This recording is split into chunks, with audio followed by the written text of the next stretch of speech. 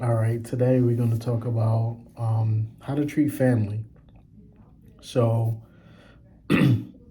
there's two aspects of it, right? Um, Family could be biological, and family could be the people that you live with. So, I'm going to split it up in two ways. I'm going to talk about the family that you live with and the family that you don't live with. Let's just keep it simple. Um, so, for me, the family that I live with, let's talk about that first.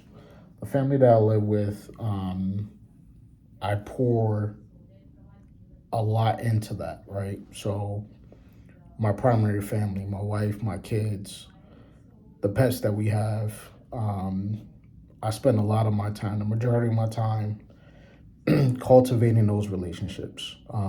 Not saying the second part, the external family that does not live with me, doesn't matter, but I've learned to value those relationships a lot more than the relationships that I have outside of that household.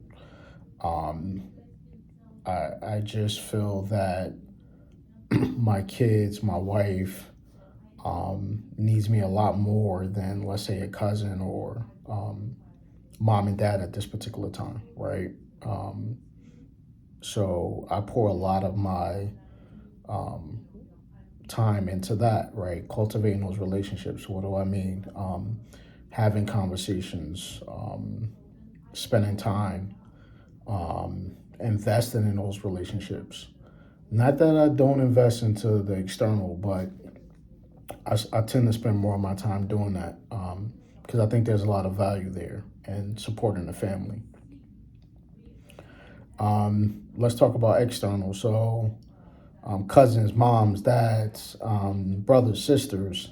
Um, I do spend time with them, but it's not as much as my nucleus, not as much as my home. And I think during my time of when I was depressed and when I was going through situations and learning new strategies around anxiety and depression, I learned that a lot of my anxiety and the things that I was dealing with was because of external factors, and I was not focusing on my primary nucleus of my family. So I've learned that through trial and error, of focusing on the nucleus, which is the family, and then everyone else gets the crumbs. They get the conversations. I pick up the phone when mom and dad calls, brother, sister. I try to go to as many events as I can, but I try not to pour myself out too thin by trying to spread myself out beyond the nucleus of my family, if that makes sense. So, like I said, I've been doing this for the past couple of years. It's been going great. Like I said, I still host events like I was talking about before, holiday events, Christmas, Thanksgiving, bring all of the family together, not just my nucleus of the family. And it's been going great. I used to do a lot of Zoom calls trying to bring, my nucleus and my external family together, and it was very stressful. I was having anxiety, depression, upset, anger, a lot of frustration trying to do that because I was spreading myself out too thin. But I've learned to build boundaries around my relationships, not just with my family, my nucleus family, but also with brother, sister, mom, dad, cousin, uncle, aunt.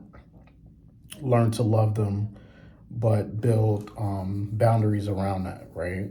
Things that I will do, things that I won't do, things that are toxic, talking about people, and versus things that's uplifting, like encouraging folks, you can do this, you can find a job, you can do whatever.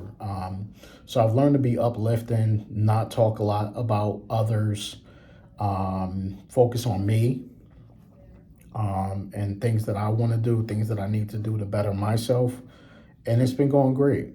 So try it out, think about your nucleus of a family, think about those external family members, think about pouring more into your nucleus and less into, those that may not be a part of your main family because I think it helps you not be spread too thin and to focus on what really matters.